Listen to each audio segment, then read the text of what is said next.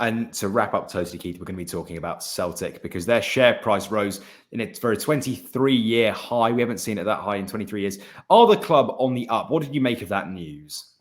Yeah, I think back to Martin O'Neill days when it was sort of that high again. It certainly is a big number and a very nice graph to look at for the Celtic shareholders. I think it does reflect the fact they think there's going to be some very good results coming out from this last year. There'll be, again, money in the bank, which, of course, a lot of the fans don't want to see. They want to see the money on the pitch rather than in the bank. But nevertheless, it will show the stability of the club. And again, they've won the league and, they've gone forward and they're in Europe again. So there's a lot to like there. I think it also does have a nod towards the problems at Rangers. Because it just shows that Celtic's dominance looks assured for another season or two, unless something dramatic happens at Ibrox. So I think all those factors have combined, and the share price is good. I'm not a big fan of clubs on the stock market, to be honest. I actually delisted Aberdeen when I first went there because I don't think the stock market reporting is the right thing for a football club, and I don't think the market really understands clubs properly.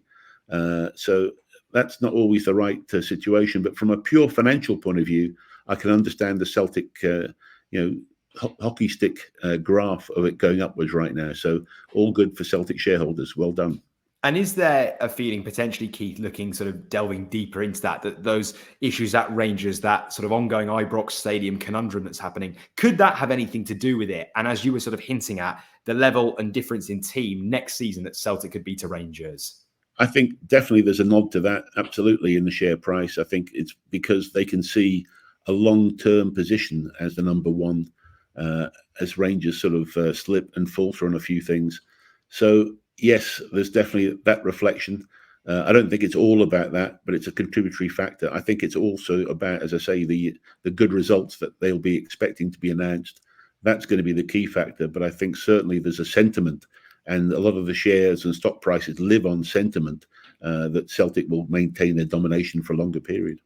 What do you think Brendan Rodgers' view is on the ongoing situation? And actually, will that give him confidence he might be in the job for an extra year, say, because of the time it might take Philippe Clement to pick up the team with what's going on with the stadium?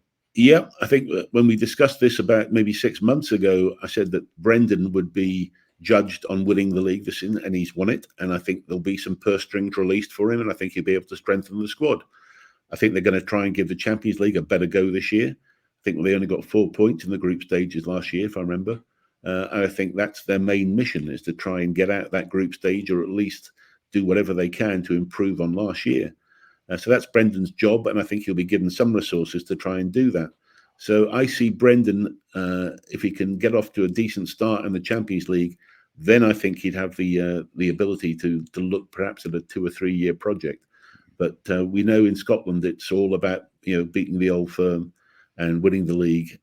But now I think for Brendan it's about European performance, and that's going to be one of his key metrics. And so hopefully he gets the tools he wants, and they can have a great start. It's always tricky at the early part of the season when your squad isn't fully fit, or perhaps at some stages. But he's got to do it, and he's got to perform early. And good luck to him.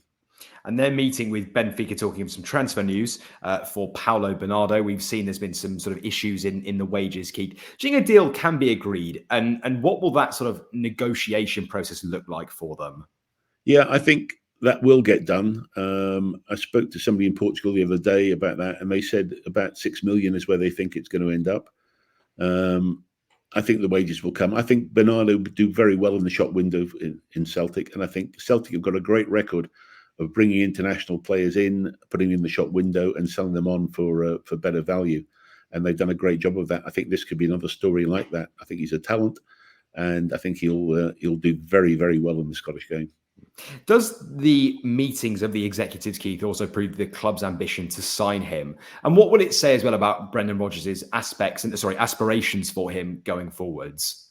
Yeah, look, it does mean that they're getting close. Obviously, if they're talking at that level, you're always worrying though that when that gets signalled, then other clubs come in at the last minute, as I mentioned earlier.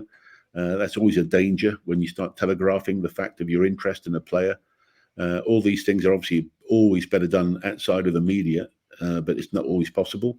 These days, people see you with the iPhones and cameras everywhere you go, and so you're on flights or whatever. It's very difficult to do it. But yes, I think it can be done. For Celtic, it would be a good bit of business, but I think it's just one of, I think, maybe up to 4 or 5 positions that they need strengthening to do well in Europe. And one exit, Keith, that's quite worrying for Celtic fans potentially, a bit of a like for like. Reo Hatate has admitted he wants to play in Europe's top leagues potentially, and sort of cited the Premier League within that. Do you think an exit could be on the cards this summer? And what valuation would they place on him given the importance in the team he has? Yeah, look, I read his statements, and he's talked about La Liga and the Premier League and other things. I mean, it's probably come right from his agent, of course, rather than from the player himself. And he's put himself, in the shop window again. I think sort of Brendan probably would like to keep him. I think this season, I think they're in a position now where they don't have to sell him, certainly for any other means. But I think they like to keep him. If he was to go, Hatate, I think I had him at about 15 million is where I would put him, that sort of range. But I think he's probably worth more than that to Celtic in terms of stability in the squad. I think he's enjoyed his time at Celtic, and I think if they get off to a good start with the Champions League, he's got an amazing shop window there to put himself forward for the following season, or even in the January window. So I'd hope they can hang on to him. And to say that's a lot of agent talk, in my opinion, about him being linked to all these different leagues. It always seems to come when they're back home in a different speaking a different language, and then they say, "Oh, sorry, I was misconstrued by Japanese TV." We've all seen this game 100 times when players say things and then suddenly say, "Oh no, I didn't really say that." Well, I'm afraid that it's the agents that do put these things in there, and nobody should be under any illusion. You've just watched a segment from Football Insider's brand new podcast, The Inside Track, with me, Lewis Pearce, alongside the guests on the show.